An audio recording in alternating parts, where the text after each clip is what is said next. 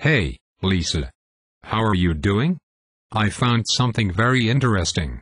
I do want to share with you. Do you have time now? Hi, Peter. I'm doing good. How about you? Of course, I would like to see what did you find interesting. Do you know who is Richard Stallman?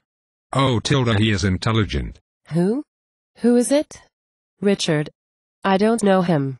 Is he famous? You really don't know anything about him? Okay, let me tell you. Richard Matthew Stallman is an American software freedom activist and computer programmer. He launched the GNU project to create a free Unix-like operating system in September 1983, and he has been the project's lead architect and organizer. With the launch of the GNU project, he initiated the free software movement. In October 1985, he founded the Free Software Foundation. Really? Do you mean that those free softwares we are using nowadays were related to him? Richard Stallman? Yes, sort of.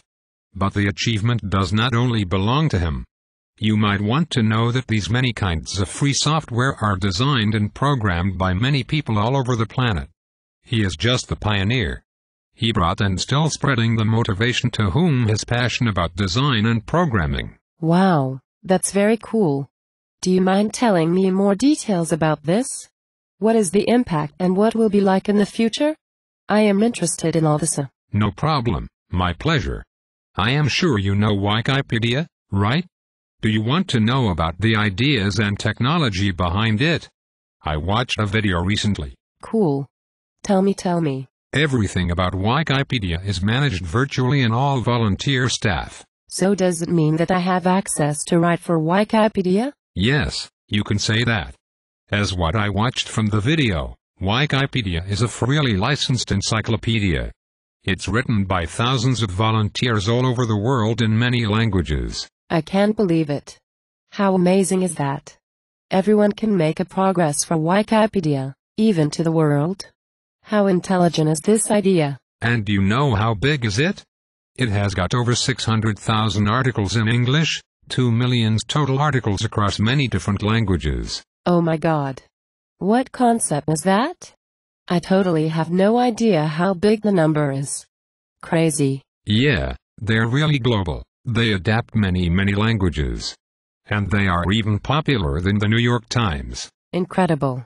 I've been using Wikipedia all the time, but I don't know about them until today, until you told me. That's okay, Lisa.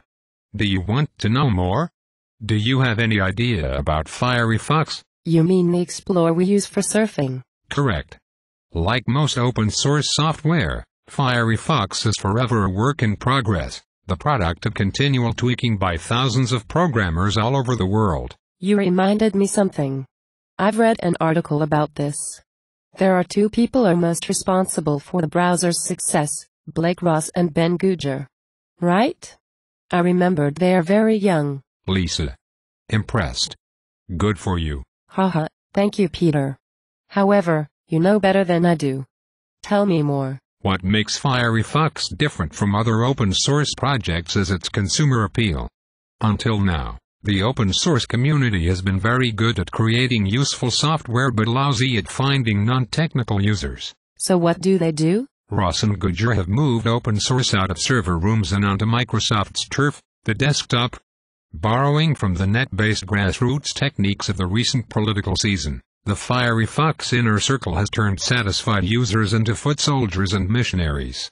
How's this for a marketer's dream? In the weeks following the debut, Firefox contributors and fans threw their own launch parties in 392 cities around the world. Firefox, the browser, is an impressive piece of software. It's easy to use, easy on the eyes, and safer than that is. Yes, it definitely is. Lisa, you were such a good listener. I am so happy to share what I know with you. My pleasure, Peter. Such a nice talk with you too. See you later.